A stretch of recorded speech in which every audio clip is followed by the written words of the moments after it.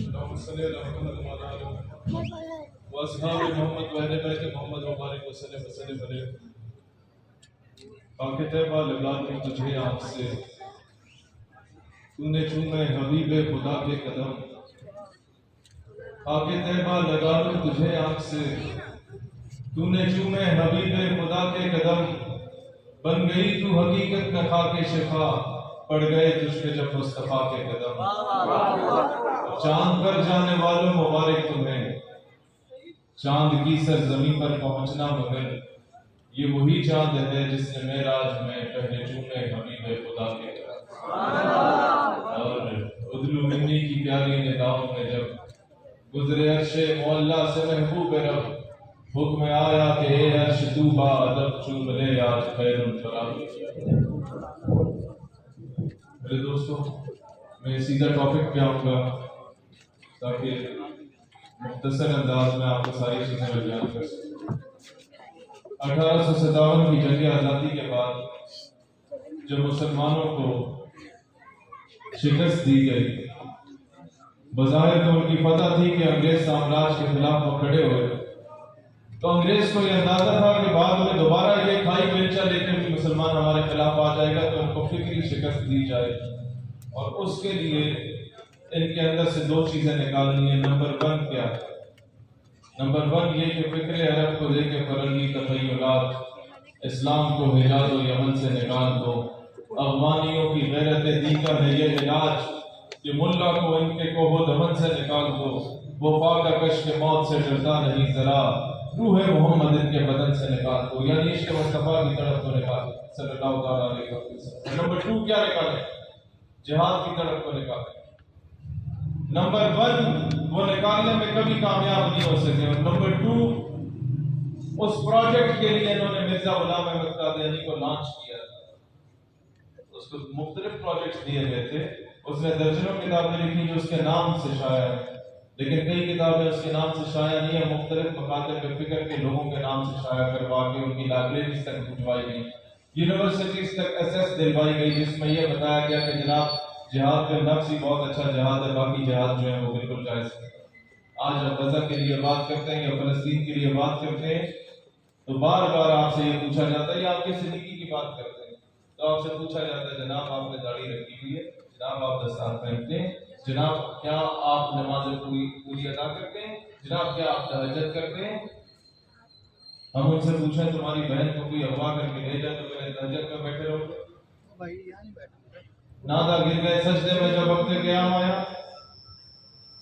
جس طریقے کا غلط بیانیہ کریٹ کیا جا رہا ہے اس کا اسی انداز میں جواب دیں کہ میرے نبی جہادی تھے، صدیق اکبر جہادی تھے، عمر فاروق جہادی تھے، عثمان غنی جہادی تھے، حیدر کرار جہادی تھے، امام حسن امام حسین جہادی تھے، ٹیپو سلطان جہادی تھے، صلاح الدین ایوبی جہادی تھے، نور الدین زنگی جہادی تھے. ہم جہادی نبی کے جہاد کی امت تھی، ہمیں اس سے فخر ہونا چاہیے. ہم کیوں نہیں ڈیپینڈ کر پا رہے اس چیز؟ ہمارے ایوانوں سے آوازیں بلند ہونی چاہیے. اسلامک ملٹری الائنس کی کانفرنس میں تمام سربراہان کو بلایا گیا اور ڈونلڈ ٹرمپ کو اس میں مہمان خصوصی تھا. کبھی ہوا اس طرح کہ نون لیگ کے جلسے میں عمران خان کو مہمان خصوصی بلایا گیا؟ کبھی ہوا اس طرح کہ بلاول کے جلسے میں جو ہے وہ کسی دوسری جماعت کو مہمان خصوصی بلایا گیا؟ اسلامک ملٹری الائنس بنا کس لیے تھا؟ تلواریں نچانے کے لیے بنا تھا کہ ڈونلڈ ٹرمپ وہاں پر آ کے یہ نعرہ لگاتے کہ حزب اللہ اور حماس جو ہے وہ دہشت گرد تنظیمیں. تو یہ تھپڑ ہے ہمارے منہ پہ مسلمانوں کے کہ سارے اسلامی ممالک کے سربراہان اور چیف حضرات بیٹھے ہوئے تھے اس وقت. سوال یہ کیوں نہیں کرتی ہماری عوام؟ نمبر 2 جو چیز بہت قابل ہے اور میں آپ کو سولوشن کی طرف آگے بتا دوں. میرے بھائیوں، آپ یہ کانفرنس یہاں سے اٹھا کے مینار پاکستان میں کر لیں، قادیانی کی سیج کر کب بھی فرق نہیں پڑنا، نہ لیاقت باغ میں کرنے سے.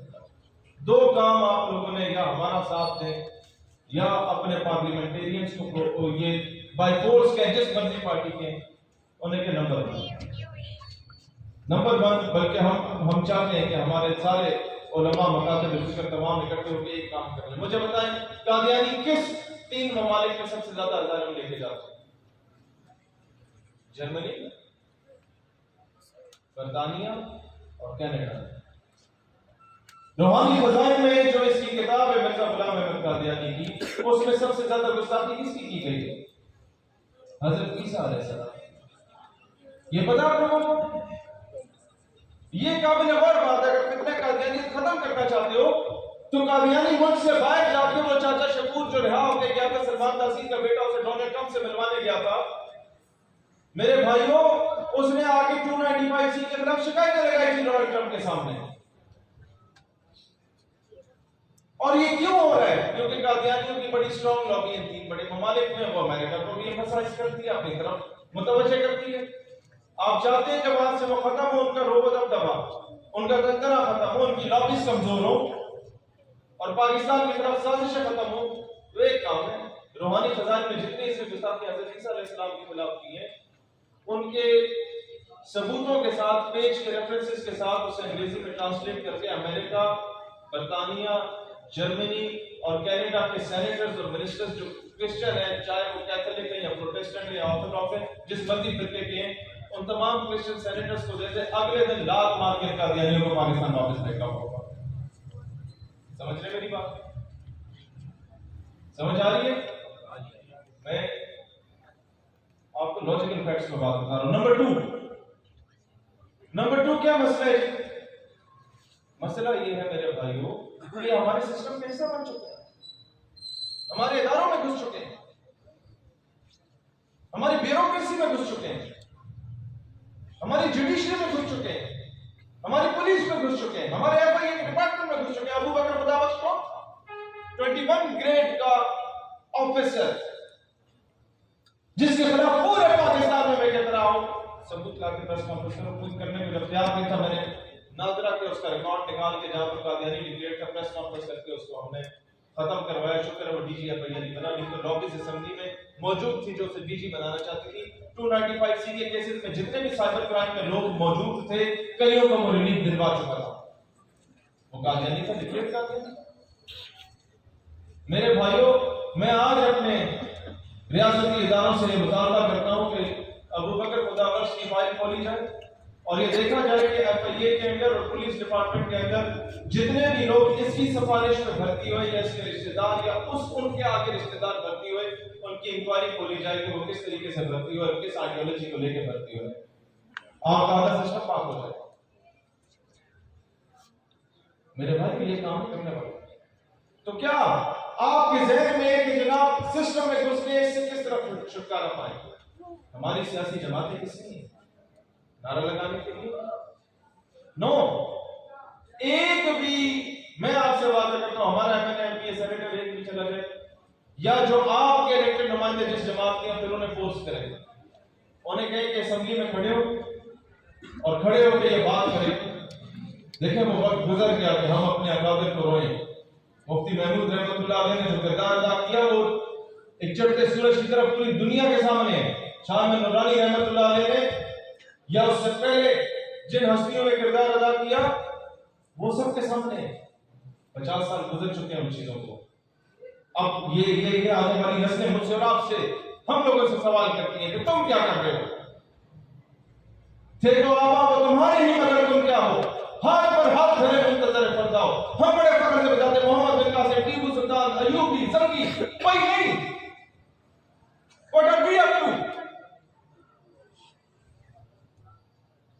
لہذا اسمبلی میں یہ قانون سازی لائے اور اس طریقے سے قرارداد لائیں کہ جناب علی، جناب اسپیکر، پاکستان میں ہندو، سکھ، عیسائی، دلت، شودر جتنے رہ رہے ہیں، ہمارے بینگ اے مسلم ریسپانسبلٹی ہے کہ ہم ان کا تحفظ کریں۔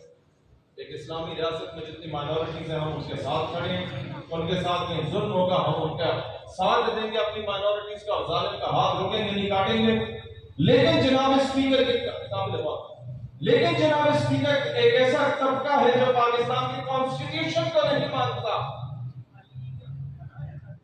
ایک ایسا طبقہ ہے جو پاکستان کے آئین کو نہیں مانتا، جو آئین اس کو کافر ڈکلیئر کرتا ہے اور وہ اس آئین کو سبوتاژ کرتا ہے اور کہتا ہے نہیں میں کافر نہیں، میں مسلمان ہوں۔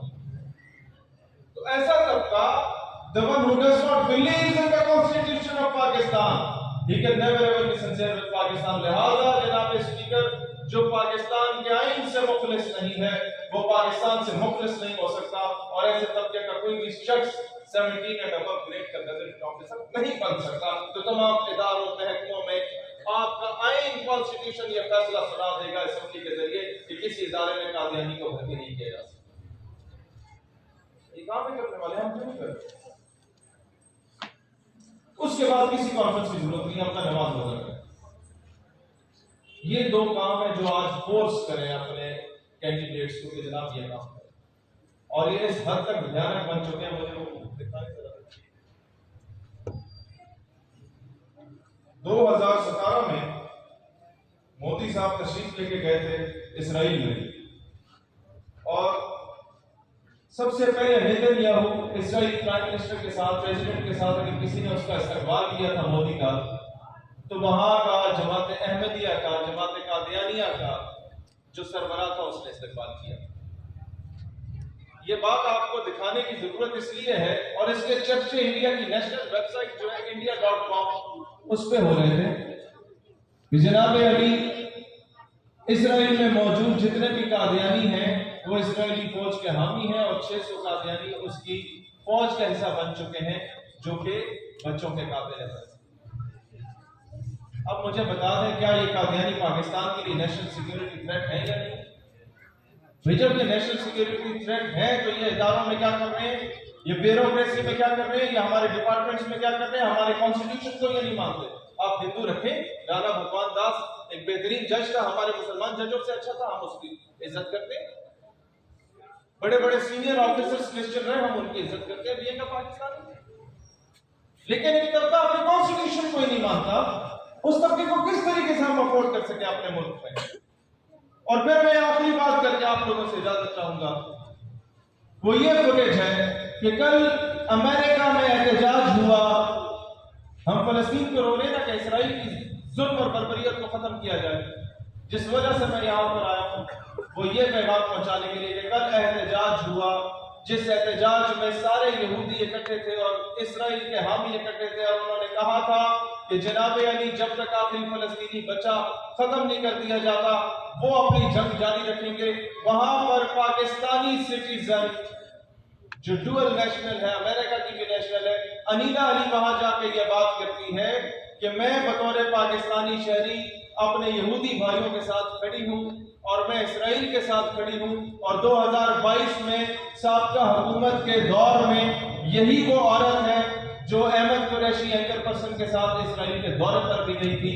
ابھی تک ریاست پاکستان نے ان کی نیشنلٹی کینسل کیوں نہیں کی؟ لوگوں پر دہشت گردی کے پرچے کاٹنے میں منٹ نہیں لگاتے ہیں۔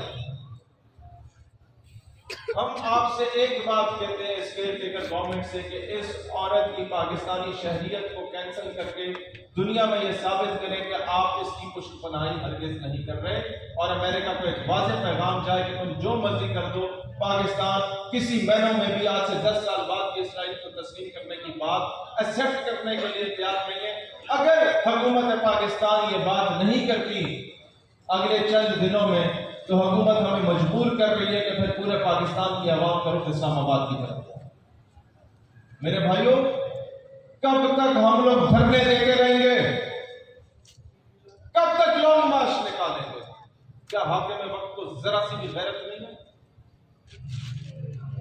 اس کی شہریت کو کینسل کیا جائے، اس کے پاکستان میں اثاثوں کو ضبط کیا جائے، اور اس کے ساتھ ساتھ اس کے رشتہ داروں کو پکڑ کے چیک کیا جائے کہ ان کا اسرائیل کے ساتھ کیا تعلق ہے۔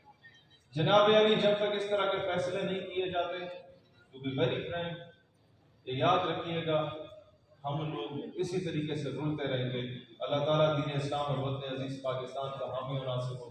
پاکستان ہمیشہ زندہ باد۔ میں علماء کا شکر گزار ہوں کہ مجھ جیسے گناہ گار آدمی کو آپ نے یہ عزت بخشی کے اپنے درمیان کھڑا کیا۔ اللہ تمام اکابر کا سایہ ہم پہ سلامت رکھے۔ اس اسٹیج سے مجھے اتحاد امت کی خوشبو آ رہی ہے، اور میں خوش ہوا ہوں کہ ایک دوسرے مقاصد فکر کو ختم نبوت صلی اللہ علیہ وسلم کی خاطر ایک دوسرے سے سینے لگایا جب شروع کر دی ہے۔ میں سمجھتا ہوں کفر کے وہ اربوں ڈالرز کے